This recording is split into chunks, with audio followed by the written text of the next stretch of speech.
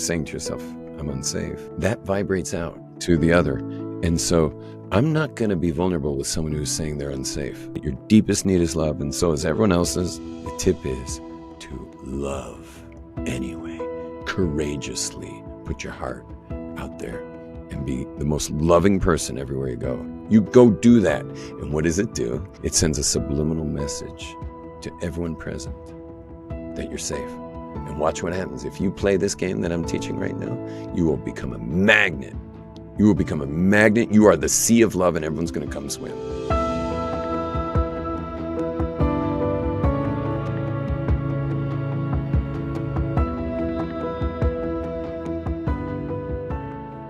Baruchim Abayim, and welcome to Torah Talks Chazak's Tuesday night program with a special guest. We have with us all the way from Eretz Yisrael, our dear friend Rabbi Yom Tov Glaser. Baruch haba. Welcome. How are you doing, Rabbi? Thank you very much. I'm doing great. Yeah, happy to be here. Thanks for having me. Of course. Thanks for joining us on Torah Talks Chazak's amazing podcast. And we're going to be speaking about the possible you.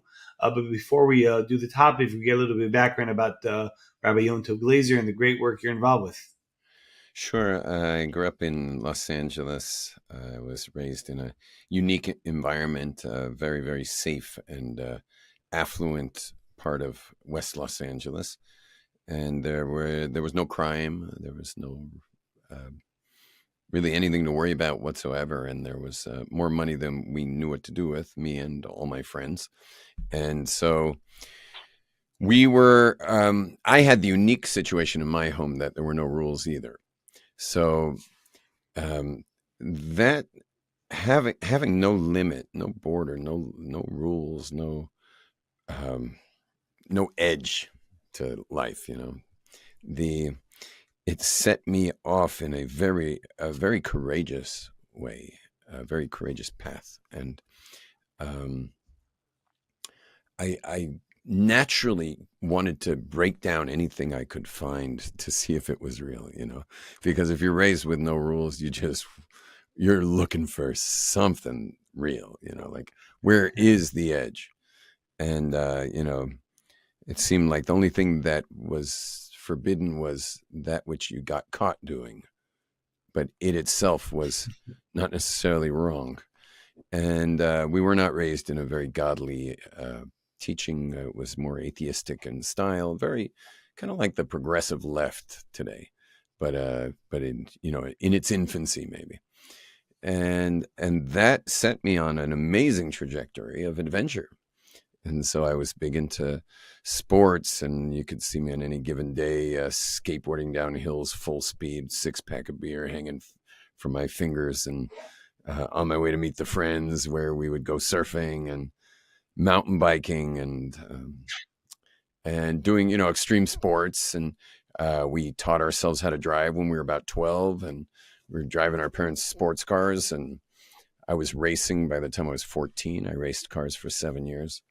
I've been in crazy car accidents. I've been in every kind of situation that you could ever imagine. I was in it.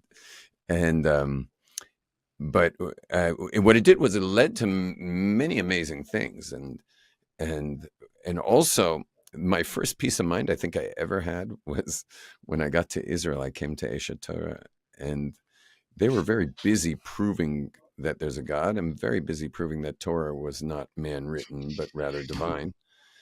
And I was just, first of all, I was really excited to find out that the Torah is actually true. But more than anyone else, see, everyone else had a serious sacrifice of lifestyle to find out Torah was true all of a sudden. That was a major lifestyle shift. For me, it was also a major lifestyle switch, but there was a relief that there is an edge. And the edge isn't man-given, because I never bought into the man-given edges. It was a God-given edge. And when I found that edge, I was like, I'm home. I'm safe, finally safe. And I didn't have to go ride some 30-foot wave or jump off a cliff with either cliff diving or with a mountain bike. I was finally at peace. and there's Ah, there's a divine edge. But I'll just tell you something funny, that if you mix my personality with halacha, you know, so it makes for something very interesting, which is a diuk, is that the 365 negative commandments, which are the edge, and right. and about 30,000 halachas, which are how to keep those 365. But what's happening is we have a divine system that tells us what not to do. That's such a blessing, because then you can be clean. Then you can be clean, then you can be whole, then you can be holy, then you can be at peace, then you don't have to second guess yourself. You don't have to, I mean, if you're really OCD, you can second guess how you say Shema and stuff. But as long as you said Shema with some kavana, you're in good shape. But here's my diuk with my personality. My diuk is that not only, if God's saying what not to do with that list of 365, what's the diuk? Everything else you should do. Go do it. Go do it. And when you get upstairs, Hashem's going to say, why didn't you do this? And why didn't you do that? Why didn't you do the other thing? That wasn't on the list. Why were you being so afraid all the time? And I think all of this led, and then you asked about the seminar, all of this led to the creation of a seminar called The Possible You, which really came about from it was kind of a mixture of things. I think it wouldn't have come about, it had not been that my digestion was, meaning my that I was basically heading for surgery. I could not digest food. My colon had completely given up on digestion. And it was all linked to like a stupid story from when I was 10 years old at my brother's bar mitzvah, going to the bathroom, and when a girl walked into the bathroom. That was it. And I locked the door and I cried, and I missed the dancing, and I missed the pictures with the family. Like, they actually don't have pictures of me at my brother's bar mitzvah because I was crying in the bathroom. And it was just such a weird thing. It doesn't make any sense. But something about that experience locked in a terrible, terrible feeling inside my heart of being unacceptable. And I went with that from 10 years old. You could literally like watch everything I chose to do for the next 23 years. In other words, it took me 23 years to get out of that bathroom. And what did it take? It took getting called from the hospital to schedule my surgery to remove my kishkas. At that point, I had to do some major soul searching, and I got like, bam, that's it. It's from there. And next thing you know, my digestion relaxed. Next thing you know, I can like digest food, and now all of a sudden I'm not lactose intolerant anymore, and now I can eat, everything I want. And immediately I took my Pirkei Avos class at Aish HaTorah. So, I was teaching Pirkei Avos. I took the class. I told them, close your books. You're now in a seminar. And over time, it became the Possible You seminar. Yeah. Wow. I ran it for Rabbi free. Yom Tov. Yeah. I ran it for free for 3 years. The first time I ever charged for it was because Aish said, who are all these guys? It was all like Mir Yeshiva guys. Who are all these guys in our building? So they said, get this out of here. So I rented a hall. It was the first time I charged. I rented a hall, and I divided up the price of the hall to the participants. Because I was in Avrech Kola. I learned full time for 8 years, 3 star a day. And I didn't need any money. I had like 2 kids, and I just, and then I had 3 maybe. And I didn't need money. I just wanted to help people. And that's how I live today. I'm not counting the money. Any profit of the seminar goes right back into the seminar. Now there's like 75 people working for it. And we're in 5 cities. We have 5 centers, and then we do satellite ones. Like, for example, I was up in the country 2 weeks ago in Monroe, which is a satellite, not one of our centers, but maybe it will be. I don't know. Wow, amazing. Okay, so that's what we're going to be story. talking about, the possible you. Yeah. Wow, very, very interesting.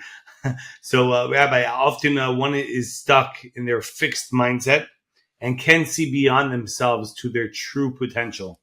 So how does one see their true inner potential, Rabbi Yom Tov Glaser? I don't think we can ever see it, our true potential. Because what happens is in life is you have the things you do, like you and I are meeting right now on this podcast, this Torah talk, but then you have your being, and Rabbi, you have an essence, and I have an essence, and it's way beyond what we're doing. So there's doing and there's being. So there's what we're doing. We're on the podcast together, and now I'm drinking. But who am I being? And what happens is we get this chatzitza, barrier to who we're being from the development of our lives as children. And of course, our parents can't fix it for us, meaning if you have negative statements of being, like I am no good, or I am unloved, or I'm unwanted, or I'm invisible, or I don't matter, or I'm incapable, or I'm lost, or I'm small, or I'm weak, or I'm a nothing, or I'm not good enough, or I'm not as good as someone else, all those things, who's going to help us with that? It's not like we're announcing it to our teacher in school. We don't come home that day from school. Let's say kid got rejected from a game, like they didn't pick him for the team, or she didn't get picked for the show. They don't go home to their parents and say, oh, mom and dad, guess what I discovered? I'm a loser. No one does that. Guess what I just found out? I'm unwanted. No one does that. And now that becomes the being. Now, is that really the being? No, the being is the chelik l'kamimalo that's inside of every human.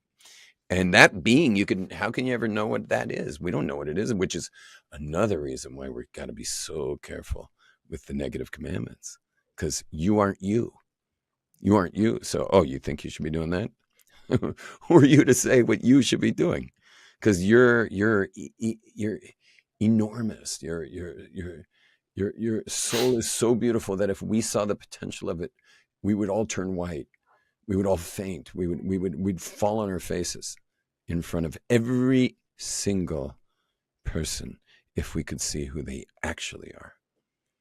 And the difference between someone who has clean, beautiful vibration is just how much they've uncovered of their truth. And so someone who's not getting great results in their life is someone who's got a lot covering up on their being. Now, I just got to share this with you, Rabbi, that there's a second chatzitza. Sure, please. There's a second chatzitza. There's two chatzitzas. There's probably more, but there's two we need. Two barriers. Yeah, two major barriers. So barrier one, we said, was when there's, like a film on their being, like a cover up, a barrier, we'll call it. We have a term for it in the seminar. It's called the inner negative belief. Inner, in that you yourself aren't even aware it's going on. Negative is that generally we think more of our negative experiences in our development, sadly. But think about it. If you have 500 great days and on day 301 something goes wrong, if I ask you a couple years later, which day do you remember of those 500 days? Which one do you remember? 301. Yeah, that's the day. That was the defining moment. And it's just the way humans are. Sad, because it's crazy. 499 good days is should outdo that one mishap. But I myself was a victim of one mishap, and more than one, actually.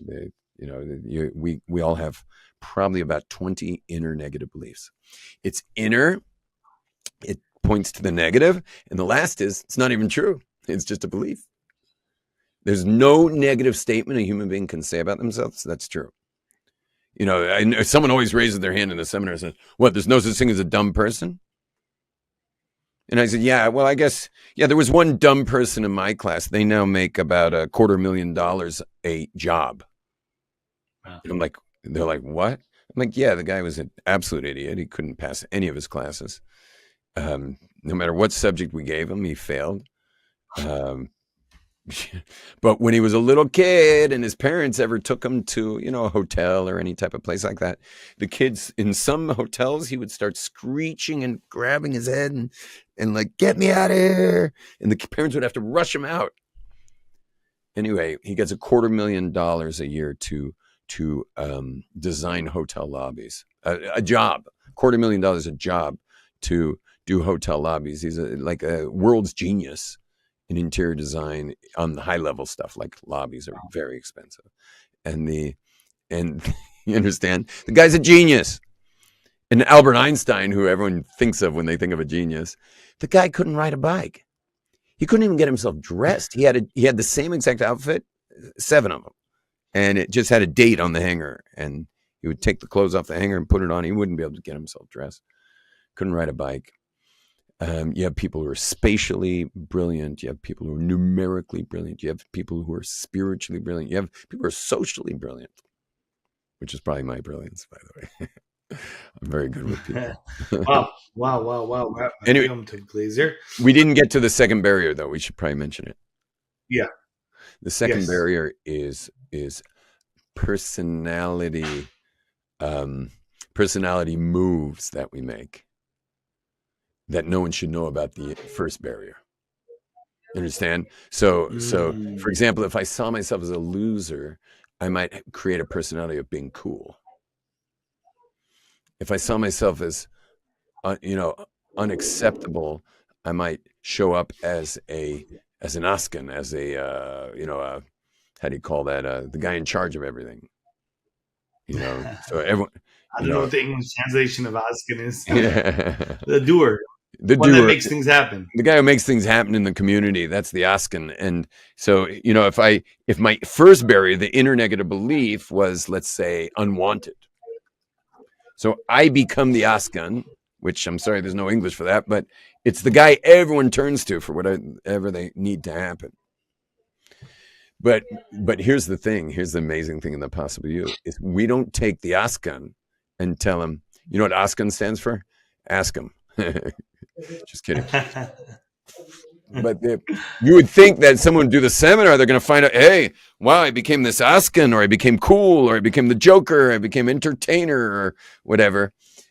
And you might think we're going to take that away from them. No, he became a great asken. That guy's amazing. But what happened before is he was ignoring his wife and kids. He was working crazy hours, so he was ignoring his own health. He was ignoring his diet, and he was kind of like, keep your hands and feet away from his mouth, because he was a little rough with the community as he was busy with millions of requests. So all of a sudden, the asken becomes the sweet as honey.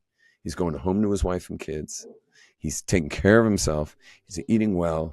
He's got a couple of underlings now that can handle some of the other jobs that he doesn't have to do absolutely everything.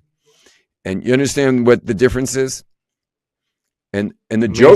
Joker, get him up at a Sheva Brachas, let him tell his jokes. But he doesn't have to be the Joker. He chooses to joke. He chooses to do that. You got the idea. So the first barrier is called the inner negative belief. It's just a belief. It's not even true. And the second barrier is, we call in the seminar, it's kind of rough to call it this, but we call it the survival strategy. And that's the personality that we use to compensate for the inner negative belief. But it is exhausting. It exhausts us. It exhausts our loved ones. It's hard to work with such a person. You're just waiting for the meeting to end to get away from him, because his energy is all cluttered up. Wow. But if you want to go deep, because this is a Torah talk, let's do it. There's a deep question: is why did God set up that the development of a personality has to come this way? Because it comes this way for absolutely everybody. No, show me anyone who didn't develop their skill sets, their personality. Show me anyone who didn't develop this way. I've never met anyone. What's the reason that God created it this way, Ben? It's a good question. It's the $1 million question. First of all, it's nice as parents, because your kids are going to develop this whether you like it or not, and that's how they'll develop their personality and skill sets. So, why did God set it up that way? I don't know. You see that God was creating the world in kind of weird ways. Like, for example, having people live up to 1,000 years. he saw that they were really taking their time on their way to heaven, and that wasn't good for them. And he switched it around to 120, in the time of Noah. So it could be that this was like part of our experiment. Not that God's experimenting, but it almost looks like he experimented with the 1,000-year lifespan versus the 120 lifespan.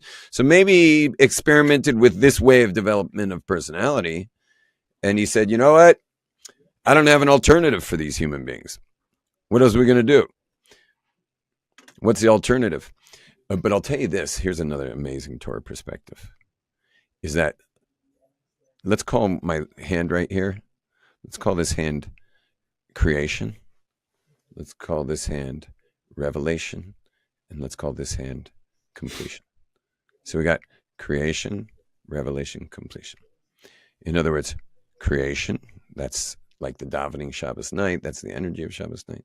Revelation, that's when we read the prayer in the middle of the synagogue. We read the Torah, which is the revelation of the Torah. In the middle of the synagogue, it's like that little beam in the center is Mount Sinai.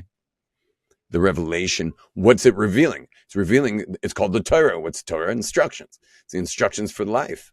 Torah Chaim. Torah's Chaim, the instructions for living.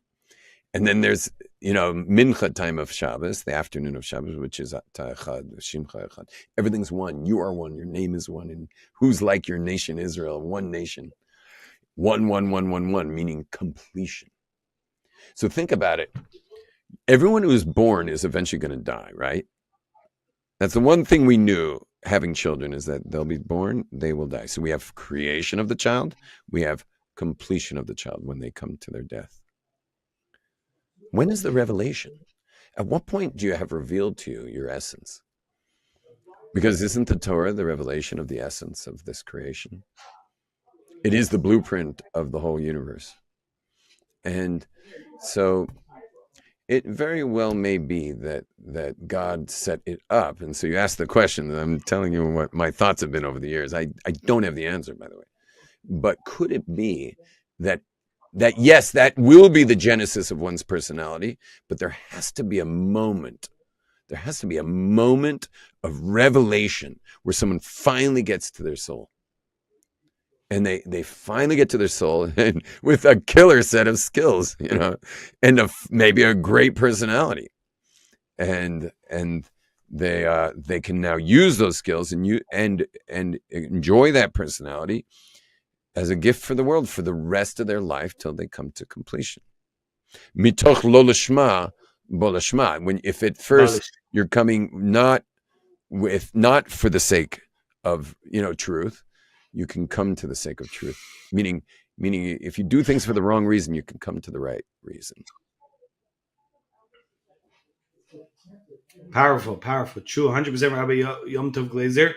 So Rabbi, one of the obstacles the possible use addressing is fear of judgment of others, fear of overcoming challenges. How does one overcome these fears, Rabbi? So the way we break it down in the seminar is with 5 fears. Okay, there's 5 major fears, and any other fear you could think of, you could put in the categories of those 5. There's obviously more than 5 fears, but you can put them in there. So the fear number 1, like you just mentioned, judgment from others, is the fear of rejection. That, and by the way, I'm giving them in order of popularity. This is the most popular fear for people is rejection. They say that the fear of rejection, fear of public speaking is polled to be greater than the fear of death, which means if you ask someone if they'd like to speak, they'd be like, no, you can just kill me. So anyway, the fear of rejection is the number 1 fear, which is what others are thinking of you. Number 2 fear, excuse me, little itch. Number 2 fear is the fear of failure. Fear of failure is, your personal performance. Like that's a huge fear, just under fear of rejection. And it can very much relate to rejection, because are you afraid to fail, or are you afraid to fail because what is everyone going to think, which is the rejection? You get that distinction. So it's like Fear of failure can be very wrapped up with rejection, especially someone who grew up in a family where like there was a very high bar for success. And so they're going to have a fear of failure and rejection wrapped up. Fear number 3 is the fear of being controlled. Everybody answers to somebody. You know, some poor kid, I don't mean poor financially, but it could be poor financially, but some poor chap watches, you know, a Range Rover drive by his high school and he's like, you know, when I'll be a Range Rover driver, I'm not going to answer to nobody. Meanwhile, that Range Rover driver, he's on his way to his therapist. Why? Because he can't sleep at night because all his investors are breathing down his throat for, you know, the profit share. And meanwhile, you know, the interest rates went up and he's answering to like, this Range Rover driver is answering to more people than that teenager could ever dream to be answering to. You get the point? So that's the fear of being out of control. Which includes authority. That's fear number 3. Yeah, which includes authority. It includes God. It includes rabbis, askanim. The fear of parents, in-laws, father-in-law, you know, mother-in-law, especially if she's Hungarian. And anyway, I work with a lot of Hungarians, it seems. And I'm also from there. So is my wife. But somehow God brought me to heal the Hungarians, although we get plenty of Polishers in there too, and Sfaradim. Anyway, the where are we holding? Oh, fear number 4. Sorry, we're up to fear number 4, Rabbi. Yes. So fear number 4 is very general. It's called the fear of the unknown, and that's your general courage going towards the future. And people don't like the unknown. You know, people prefer many more givens. The unknown is like really an enemy to a lot of people, and you know, it's obviously a very big industry with creating calendars and itineraries, and like how much can I somehow move the unknown into the known without actually getting there? You know, my Rebbe, the Hornersteipler Rebbe, Rav Shalom Shachna Friedman, we're Pins Karlin Chasidim, the Pins Karlin Rebbe, but my Mora Derech over the years is a great Torah scholar and real hidden tzaddik, and he, holy man, we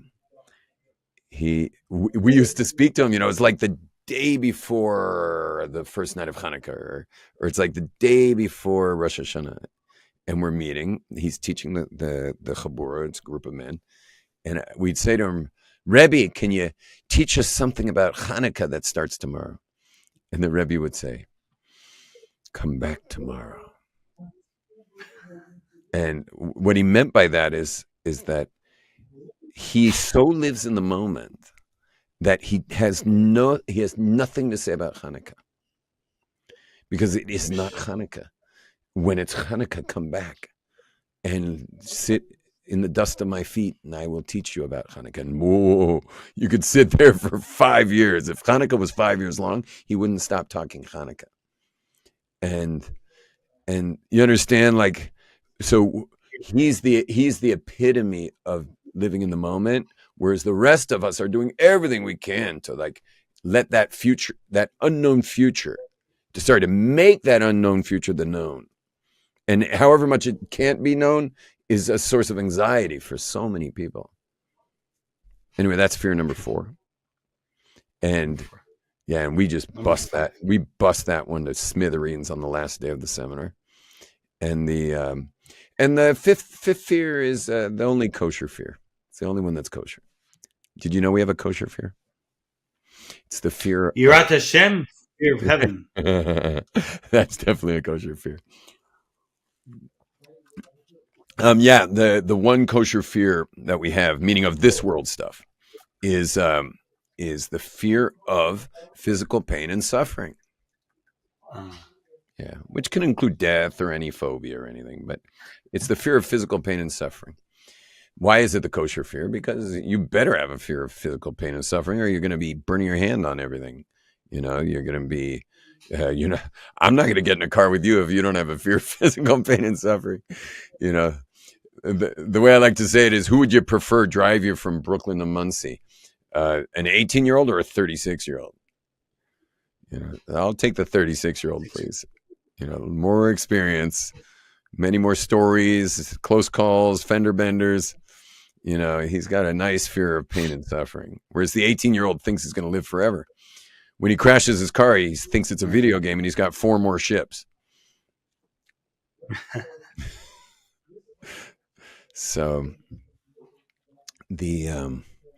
anyway, that's the fifth fear. So you ask the question, how do we get rid of those fears? So right. So here's the amazing answer. You ready for this? This is cool. And ready. We're ready, Rabbi. And I save people a lot of time with this one. Don't try to get rid of the fears. Don't try to get rid of the fears. First of all, how you deal with fear is courage. Courage is the answer to fear. Courage. Getting rid of a fear it's just going to be there waiting for you. Even if you try to get rid of it, it's there. We play psychological games with it, but there it is again. The answer to fear is courage. So let's say I'm afraid of getting up to speak publicly. Courage will be helpful now. Maybe I'll do it anyway because I will use this muscle called courage. And if I'm afraid of failure and I'm going into a business meeting where I really think that I'm out of my league with these people, and I don't know if they're going to really buy my proposal, how about some courage? I'll be courageous. I'm going to go in there with courage. And when I'm dealing with authority, I'm going to go with courage. See, people make this terrible they have a terrible misconception that when you see someone acting courageously, you think, while you're watching, you're thinking, how is he not afraid? The answer is, if he wasn't afraid, he wouldn't need courage. Do you need courage if you're not afraid? If you're not afraid, you just do it. No, he is afraid. He's being courageous. He's overcoming his fears in a sense by being courageous. Yeah, the fear is there, but he's going for it anyway. Fear is feeling the fear and doing it. I'm a surfer, I've ridden waves, like I can show you waves, like, off my phone right now, you want to see you want to see me on a 25 footer? So, I grew up from the earliest ages of everything in the world that you could be afraid of. And it's just a matter of courage. It's a courage issue. Here, I'll show you. Here's a 25. Being courageous. Here's a big one. I don't know if it'll focus on it. Can you? It's not focused. That's you on it, Rabbi? Yeah, that's me up there. Can you see it at all? Cool. That's a really high wave. Yeah. Anyway, So you had fear doing that. Yeah. It's like, and you had 25. And you're courageous. Yeah, you know where I was on that wave? I was about 10 miles into the ocean, off a big rock mountain. I was dropped off by a boat. It's not like I can get to the rock mountain, or that would be even helpful to be on that rock mountain. I have to get back out to get back to the boat, and underneath the ocean wasn't sand; it was gigantic boulders. Meaning, if you fell the wrong way, you could be under one of them. You'd be like, or into one of them. It was gigantic boulders, which means and they were dark boulders. So the sea was pitch black when you were underwater. If you fell on a wave. Yeah, pitch black, and now you just got in a washing machine, like the worst washing machine you ever could be in, and it finally releases you, and you can't even open your eyes to check which way the bubbles are going because it's black under there. Just to know which direction to swim to try to get some air. But you get reflexes after enough years of it and do the right things when you're in it. Today I was in full body armor. Just like a couple hours ago, I have some full body armor, full face helmet, and my equipment's right behind the curtain here. And going down terraced, super steep mountains in Jerusalem, that you can't even walk down some of the things I was going down. You'd need ropes to walk down. And so, but again, I'm not crazy. I just have years and years and years of experience. So my muscle memory does it by itself. I don't even think. In fact, if I'm thinking too much, I'll take different trails. I won't do those trails because I need to be in my instincts, not in my head. When I'm in my head, I take some trails. When I'm in my body properly, I'm truly embodied, then I can do the radical trails. But listen, what I wanted to share with you is that there's another way to deal with fears that is so powerful. You ready? Let's hear it. Yeah. So remember how earlier we spoke about the barrier on being called the inner negative belief? That's the source of the fear. So let's say I have a fear. Let's say I have a fear of rejection. But the barrier, that inner belief, is that I'm a loser, or I'm unacceptable, or I'm unwanted, or I'm unlovable. If any of those are the inner negative belief, well, you bet I'm going to have a big fear of rejection. I'm going to have a terrible fear of rejection. You get that? So yeah, it's all connected. Right. So that's the source. So instead of being busy with trying to deal with fears, like, for example, there's an amazing seminar called Dale Carnegie, where you get up and you break your fears with lots of public speaking in front of the group, and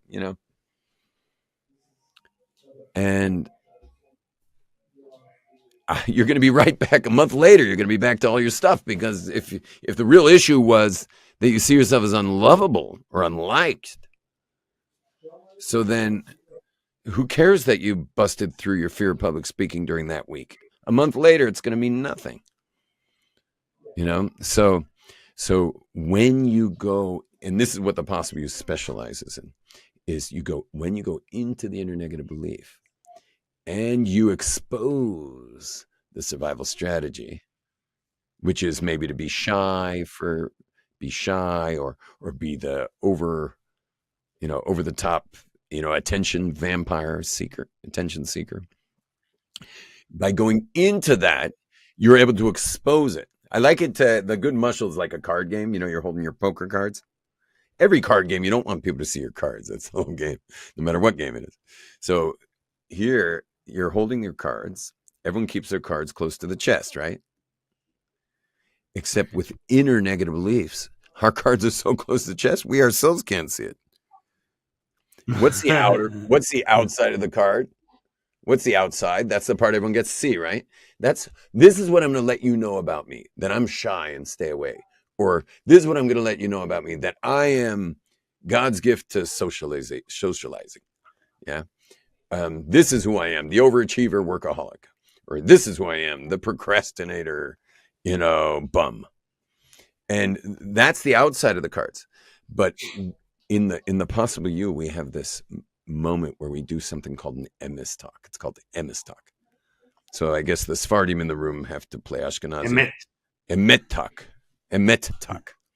So the emes talk is when you take your cards and you put them on the table. And you're just like, I'm calling my own bluff here. You don't have to have that with anyone. You can just do it personally, like privately in yourself. It's a process. And this is what I've been saying about myself, to myself. This is what I've been telling everyone else about myself. That's the outside cards. I'm putting them on the table. And guess what? Then you wind up at some event and they say, can you get up and say a few words? And you're like, you got it. Because, hey, why not? I'm here to express. I'm here to, we're called human beings in Torah, called midabers. We're called speakers, expressors. And so if someone asks you if you'd like to speak, in the old days, it used to be like, oh, I don't even know what I would say. Now you just get up there and do it, Or the other guy who always gets up to speak, but he sucks everyone's energy out. And he's he's exhausting and how he draws everyone's attention every second. You see those guys when they're doing their little YouTube short or Instagram. They're like way over the top the whole time, just in case you might stop paying attention, And I've called some of those guys who are friends of mine, influencers that are friends of mine. And I've said to them, like, you can use that voice maybe once every 2 minutes for one line, but you don't need to do that. Like we're listening, but again, those aren't Possible You graduates, most of those guys. But you see, when a Possible You graduate, what? Possible You graduate. Wow. They graduated the whole course. Yeah, they're called graduates. We're having our graduate Shabbaton coming up. I have a Jerusalem seminar soon, and I'll be in. The 5 satellites are London, Jerusalem, obviously, and we have Lakewood. Where are you, Rabbi? Where are you located? Queens, New York. Queens. Yeah, they want to bring us to the 5 towns, eventually. And anyway, we have Brooklyn. Yeah, Brooklyn and Muncie. I once did one in the 5 towns in Long Island, and guess what happened? It was really funny. What happened? Well, number one, what happened was we didn't market it properly, so people didn't really know in the 5 towns. So I show up there, I come into this mansion where we were being hosted, and guess who's in there? It's all like very, very important rabbis from all over New York. None of them from the 5 towns. And you know what they were all doing there? They all wanted to do the seminar somewhere where they wouldn't have to see everyone from their local town. And when they got in that room and saw the other rabbis, they were like, oh no. But we had such an amazing seminar. It was great. The greater the Torah scholarship of the people in there, and the more healthy, normal they are, the more powerful the work is. It's really for healthy. How does one hear? How do we hear about upcoming seminars, Rabbi Yom Tov Glaser? And people can just go to rabbiyomtov.com or they can go to thepossibleyou.org, which is launching a new website on thepossibleyou.org. rabbiyomtov.com. Okay, sounds so exciting, Rabbi. This is amazing. So wait, Rabbi, what is the greatest tip you could give to us to achieve the possible you? If it will be one tip, obviously there's a whole seminar, but if it will be al regel achas, as they say, on one foot. On 1 foot? I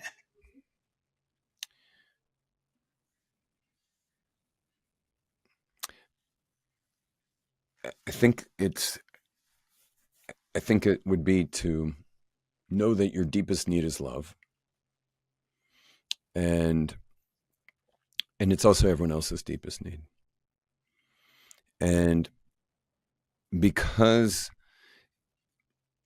there's no way to know someone would reciprocate if you were to give your love, the chances are you're really guarding yourself quite a bit from being exposed or vulnerable, because you're not feeling safe enough to share your love and to have it with someone, with others. But because everything works vibrationally in the world, if you're saying I'm unsafe, like if you're saying to yourself, I'm unsafe, that vibrates out. It goes straight out to the other. And so I'm not going to be vulnerable with someone who's saying they're unsafe. Imagine you see a big muscular guy, looks like he just got out of jail, big muscles, and wearing a black tight t-shirt, and it's written on his t-shirt, it says, I'm unsafe. And he's walking towards you on Lower East Side. What would you do? You'd cross the street, like get away from the guy. You know what I would do? I'd give him a big hug. And I'd say to him, oh, brother, I'm so sorry you're feeling unsafe. You're safe with me. We're all projecting unsafe.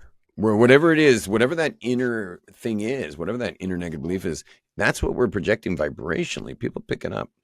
And so that's the one tip I'd like to give everyone, is that to know that your deepest need is love, and so is everyone else's. And the more you hold back, the more everyone else is going to say, I'm not getting vulnerable with someone who's radiating a vibration of that they're unsafe. They're not getting it. You understand? You get what happened here, Rabbi? You're chopping this. It's a very deep chiddush. It's a deep idea. But when you're feeling like you're not going to risk vulnerability because you don't feel safe, what you're putting out there is that you're not safe. So I didn't get the tip yet. This was all to get you to the tip. The tip is to love anyway, courageously put your heart out there and be the most loving person everywhere you go. You go to an event, be the most loving person at the event. You go to a business meeting, be the most loving person at the business meeting. Don't act like an idiot, be normal. But make sure that you did not leave any location without having put your heart into it with real feeling and care and love and connection. Maybe use the word connection if love sounds like too much. But you come in there, everyone felt your connection. You go do that. And what does it do? It sends a subliminal message, which is a fancy word of saying subconscious. It sends a subliminal message to everyone present that you're safe. And watch what happens. If you play this game that I'm teaching right now, you will become a magnet. You will become a magnet. You are the sea of love and everyone's going to come swim. I do this. I walk into shul and you know what I think? I see so many people. I think to myself, I love every single person. I do this all the time. And in Mamash, it gives you, I don't even know what it is. I guess it's the possible you. It makes you possible. I agree with you 100%, Rabbi Yom Tov Glaser, and I feel it through the screen. So love this Torah talk. It's amazing, but we have a minhag, a custom. What final message for our broader audience, Rabbi Yom Tov Glaser? So many gems. We appreciate it. Okay, final message. All right. This whole time we've been talking about my seminar. And by the way, I have multiple leaders leading it in different cities. I'm not the only leader of it. And there's about, as I said, like 75 people working there now with all kinds of professional coaching and developing a coaching school as well. The final message. You ready for this message? Exciting. This is the message. The message is that we're all in a seminar, always, anyway. Whose seminar? Life is a seminar. It's God's seminar. We're all in God's seminar. And he's pushing, you know what we're doing to the poor people at the seminar? That's why you got to be a healthy normal to come. You got to be a strong, generally successful normal person to be in my seminar. If someone even has like remotely serious problems, I send them for therapy. Come back when you're healthy, because what we put you through is a simulated ordeal of personality and identity. So you got to be pretty strong to go in there to begin with, to get the tear down in order to rebuild properly. You got to be a strong person in there. So here's the takeaway that I wanted to share with you is that we're all in God's seminar. This is God's seminar. And he's pushing and punching and poking and, and we're developing and we're becoming greater and greater. But here's the issue. Life has sped up in the last years, a couple 100 years, Industrial Revolution, the Enlightenment, the secularization, all the technology. We don't have time for his seminar anymore. Meaning, by the time you would go through his seminar and work through the things you had to work through, your kids are already married, but you messed them. But you messed them up because by the time you got to the clean living that God's seminar is supposed to get you to before you graduate, in other words, before you die, because the graduation of God's seminar means you died. So by the time you get cleaned up, and we all know that everyone has like a grandparent or maybe a multiple grandparents that like became so sweet at the end. All their fears and what anyone thinks are gone. They've noticed they call it losing their filters because they'll say crazy stuff. They just say whatever they want. Why are they saying whatever they want? Because they don't care anymore what anyone thinks. They've been through God's seminar. So you understand? So the thing is we don't have time for that seminar anymore. There's too much damage on the way. Relationships, marriage, business, neighbors, community members. We don't have time for God's seminar. So God sent me and other seminar leaders out there. What we do is we take you for 4 days and create a simulation of life so we can speed up the process of the cleaning out of things that just don't belong there. Yes, you don't need my seminar. They were going to go away when you turn 70. But you don't have time for that. People are counting on you. And it's irresponsible. And you want to know something? If someone could have 1% growth in this seminar, 1%, I want them to get 100%. And I will spend every seminar and all my follow-up staff. We're doing everything to create 100%. But if you got 1%, it's worth every penny. It's worth every penny. You're worth every penny. And the seminar is not cheap unless you're wealthy, and then it is cheap. But it's not cheap for most people.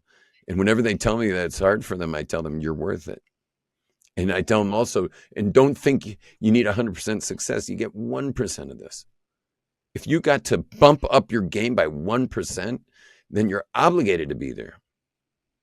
And I'd gladly hand back anyone's money who felt like they didn't get bumped up in a significant way. I'm not out there for money, that's for sure. Out there to help people, which is all I really do. I don't have time to count the money. I'm either I'm just basically on airplanes every 2 weeks. I sit on airplanes, then I stand in front of people for 2 weeks. Then I get back in an airplane, come to Israel. I do get on my mountain bike, Baruch Hashem. And then I'll only be here for like a week before I start a Jerusalem seminar next week. Then I'll have a week off. And then I got Lakewood, and then and then I got Muncie, and then another week off. It's like I basically take a week off sometimes. Rabbi Yom Tov Glaser, so inspiring. Hashem should give you koach to continue helping Am Yisrael, doing for the Jewish people, doing good things. B'ezrat Hashem, we should be zocher. We should merit that you don't come to America. We should come visit you in Eretz HaKodesh with the Geula. The complete redemption. Please, Hashem, take us home. We want to thank Rabbi Yom Tov Glaser for an amazing Torah talk. We had the possible you. Once again, we encourage everyone to check out the rabbi's site, Rabbi Yom Tov, and the possible you, right? Yeah, and possibleuse.org and the RabbiYomTov.com. Okay, the .com and .org. Okay, and we want to thank everyone for joining us for yet another amazing episode of Chazak's Torah Talks with special guest Rabbi Yom Tov Glaser, all the way from Eretz HaKodesh in Israel. We are on 8:30 p.m. Eastern Standard Time Tuesday nights. Chazak.org/live, as well as all the podcast players, and a special shout out and thank you to our friends at Torah Anytime for hosting our Torah Talks. Special thank you to Daily Giving. $1 a day goes a very, very, very far way. And of course, all the amazing staff members, volunteers, board members, supporters of the holy work and the Chazak Revolution. We're forever grateful, and we really appreciate it. We want to remind everyone to get involved with whether you have a family member, a friend, a neighbor, anywhere that have kids that are not in Jewish day schools. Reach out to Chazak. We will do anything we can to get them to a Jewish day school, or at least get them to get a Jewish education via our after-school programs, Sunday school programs, teens reach programs, our youth centers. So much happening. Great things are happening, and we want to do more. We're not satisfied. So make sure to reach out to Chazak. Dedications for future programs are always welcome. A suggestion for future speakers is welcome as well. info@chazaq.org, chazak.org/donate as well. And Rabbi Yom Tov Glaser, thank you so much once again. You're welcome. Everyone be Appreciate well. It. Blessings to everyone. Amen, amen. B'ezrat Hashem. Amen. That's it.